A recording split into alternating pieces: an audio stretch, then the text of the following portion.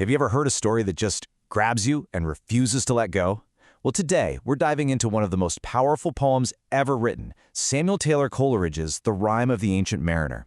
Now, this is way more than just a spooky ghost story from the high seas. It's a foundational piece of the Romantic movement, a really deep look into guilt, the supernatural, and the absolutely awesome power of nature. So let's get into this sailor's haunting journey. So picture this. The story doesn't even start at sea. It starts at a wedding celebration. And this old, weathered sailor, the mariner, walks up and grabs a guest who's just trying to get to the party.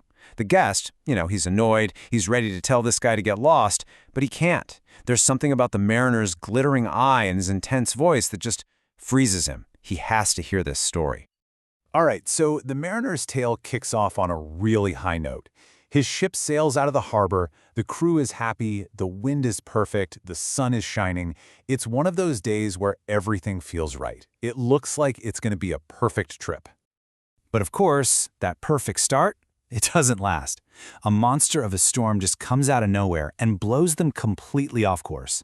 Suddenly, they're trapped in the Antarctic, a terrifying alien world of nothing but ice and fog. There's no sign of life, and the crew realizes they are completely and utterly alone.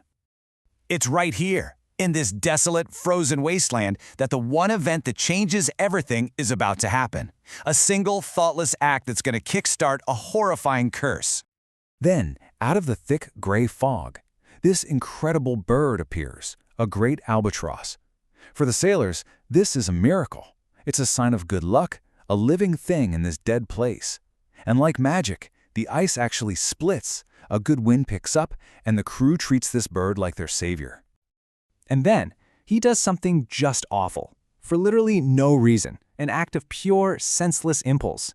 The mariner picks up his crossbow and shoots the albatross.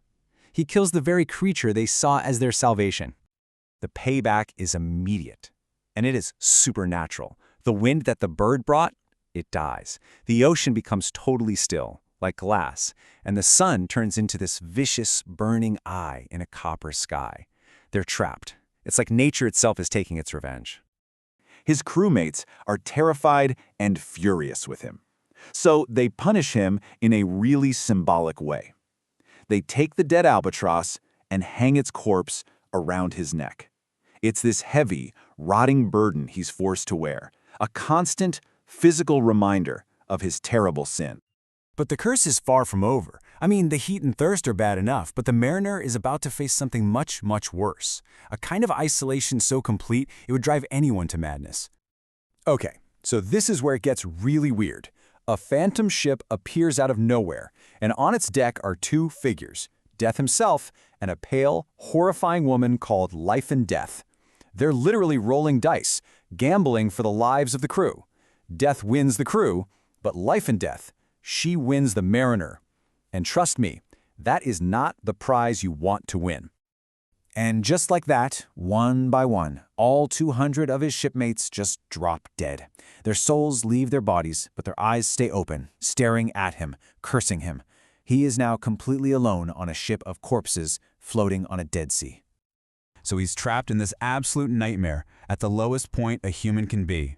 But you know what they say about hitting rock bottom? It's often the only place you can start to find your way back up. A first glimmer of hope is about to appear. Which brings up a pretty big question. How do you break a supernatural curse? Especially one you brought on yourself by committing a crime against nature. Well, the answer isn't some big heroic fight. It's something much smaller and way more profound. He's watching these water snakes swimming around the ship, creatures he once thought were just slimy, ugly things. But suddenly, he sees them in a new light. He sees their colors, their energy, their beauty. And without even thinking about it, a feeling of love wells up inside him, and he blesses them. That spontaneous moment of connection, that's the key. The second he does that, the very instant he feels love for other living creatures, the spell breaks. The rope around his neck snaps, and the albatross, that physical weight of his guilt, falls off and sinks into the sea, gone for good. So, the mariner is free from the immediate horrors of the curse, but his journey isn't quite over. He's been forgiven, yeah, but he still has a price to pay for what he did, a penance that is going to follow him for the rest of his days. He eventually makes it home, and a holy hermit absolves him of his sin. But here's the catch. His penance is that he has to wander the earth forever, and every so often he's overcome by this agonizing need to tell his story to a specific person he meets, someone who, like the wedding guest, needs to learn his lesson. You see, this whole story is so much more than just a ghost ship and a dead bird. It's really digging into these massive ideas, right? The very real consequences of disrespecting the natural world, the crushing weight of guilt, the sheer agony of isolation, and, maybe most importantly, the power of finding love and respect for every living thing. And that's really the moral of the story, isn't it? This is the wisdom the mariner had to learn through unbelievable suffering, that every creature, no matter how big or small, is sacred. They're all connected, and to love and honor creation is a way of honoring its creator. So, after the mariner finishes his story, what happens to the wedding guest? He doesn't just shake it off and run to the party. He can't. He's been completely changed by what he's heard. He just walks away, stunned, carrying this new, heavy truth about the world. And that leaves us with one last thing to think about. The guest becomes a sadder and a wiser man. He's gained wisdom for sure, but he's lost that simple, carefree happiness he had before. It really makes you wonder, doesn't it? Does gaining true wisdom always come with a little bit of sadness? What do you think?